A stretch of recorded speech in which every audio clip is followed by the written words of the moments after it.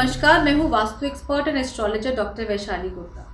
ये तो हम सभी जानते हैं कि आजकल शादियों का सीज़न चल रहा है और हमारे हिंदू शास्त्र में शादी को यानी कि विवाह को एक बहुत ही पवित्र बंधन माना जाता है। शादी के समय हम कोशिश करते हैं कि हिंदू शास्त्र के हिसाब से हम जहाँ तक हो सके या जिस भी रिलीजन से हम बिलोंग करते हैं, हम चाहते हैं कि उसके रिचुअल्स को हम कम्प्लीटली फॉलो करें। आप सोचिए, अगर हम अपना मैरिज हॉल चूज़ करते वक्त या अपना बैंकेट हॉल चूज़ करते वक्त अगर वास्तु के भी नियमों का पालन करें तो ये रिश्ता हमारे जीवन में कितनी पवित्रता, कितना सौहार्द, कितना प्रेम और कितनी हार्मनी लेके आ सकता है। तो आज अपने इस वीडियो में मैं आपको कुछ खास टिप्स देने वाली हूँ कि अगर आपकी शादी है या आपके घर में किसी की शादी है तो आप मैरिज हॉल को या बैंकेट हॉल को, अपने मैरिज के वेन्यू को चूज़ करते समय, डिज़ाइन करते समय किन खास चीज़ों का ध्यान रखें जिससे कि वो वास्तु के अनुसार पॉजिटिव हो और आपके जीवन में अच्छे रिजल्ट्स लेकर आए। सबसे पहले हम बात करते हैं कि जो विवाह का मंडप है वो वास्तु के अनुसार कहाँ पे लोकेट होना चाहिए। वास्तु शास्त्र के अनुसार नॉर्थ ईस्ट यानी कि ईशान कोण को बहुत ही पवित्र माना जाता है और कहा जाता है कि ये स्वयं सोमदेव यानी कि शिव जी का स्थान है। एक शादी को अच्छे से चलाने के लिए अगर माँ पार्वती और शिव जी की ब्लेसिंग्स मिल जाए तो इससे बड़ा क्या हो सकता है। तो इस बात का ध्यान दें कि आपका जो शादी का मंडप है वो आपके हॉल के अगर नॉर्थ ईस्ट में स्थापित होगा तो उसे वास्तु के अनुसार शुभ माना जाता है। ये तो हम सभी जानते हैं कि अग्नि जो है उसके हम 7 फेरे लेते हैं और अग्नि का जो कुंड है उसकी भी लोकेशन वास्तु शास्त्र के अनुसार बहुत ही इंपॉर्टेंट होती है। तो जिस अग्नि के आसपास हम 7 फेरे लेते हैं वो अग्नि जो है वो हमारे मंडप के साउथ ईस्ट की तरफ होनी चाहिए। ये तो मैं अपने कई वीडियोस में बता चुकी हूँ कि साउथ ईस्ट यानी कि दक्षिण पूर्व को वास्तु शास्त्र में अग्नि का स्थान माना जाता है और अगर हम यहाँ पर अग्नि को प्लेस करते हैं और इसके चारों तरफ फेरे लेते हैं तो इससे भी हमारे जीवन में बहुत सौहार्द और हमारे मैरिटल रिलेशनशिप में बहुत ज़्यादा हार्मनी रहती है। एक और चीज़ जिसको हमें ध्यान में देना है वो ये है कि हमारा जो मंडप है वो चौकोर होना चाहिए।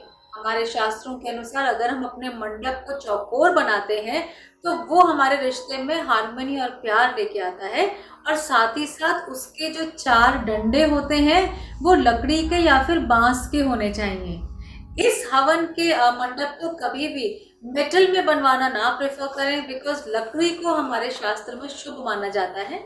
साथ ही साथ और ज़्यादा पवित्रता लाने के लिए आप इन बांस को या जो लकड़ी के खंभे हैं उनको फूलों से या फिर केलों के पत्तों से डेकोरेट कर सकते हैं क्योंकि केले को भी वास्तु शास्त्र में बहुत ही शुभ माना जाता है। अब हम बात करते हैं कि दूल्हा और दुल्हन जिस स्टेज पर बैठते हैं उस स्टेज की लोकेशन क्या होनी चाहिए।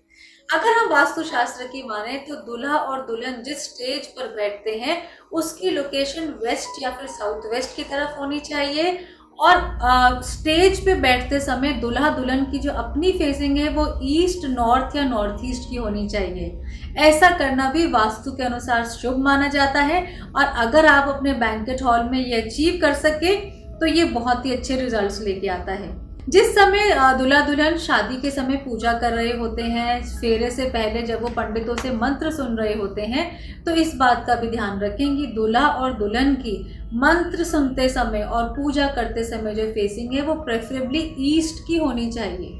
ईस्ट को वास्तुशास्त्र में इंद्र स्थान माना जाता है और ये रिश्तों में मिठास लेके आता है। साथ ही अगर हम ईस्ट की फेसिंग नहीं कर पाते हैं तो इस बात का ध्यान दें कि पूजा के समय दूल्हे और दुल्हन की जो फेसिंग है वो सामने नॉर्थ ईस्ट की तरफ भी हो सकती है। वास्तु शास्त्र के अनुसार अगर हम शादी की बात करते हैं तो खाने की जो प्लेसमेंट है वो भी बहुत इम्पोर्टेंट है। अपने खाने का जो अरेंजमेंट है वो आप ईस्ट की तरफ करें। इस बात का ध्यान दें कि आपके जितने विजिटर्स हैं वो खड़े होकर ना खाएं, आराम से बैठकर खाएं। अगर आपने शादी के लिए कोई बड़ा सा लॉन बुक किया है या बड़ा सा गार्डन बुक किया है और आपने कुछ वहाँ पे केटरिंग के लिए हलवाइयों को जो है बुलाया है जो वहीं बैठ के खाना बना रहे हैं तो इस बात का ध्यान दें कि उन हलवाइयों की या कुक्स की जो लोकेशन है वो उस मैरिज वेन्यू में साउथ ईस्ट की तरफ होनी चाहिए।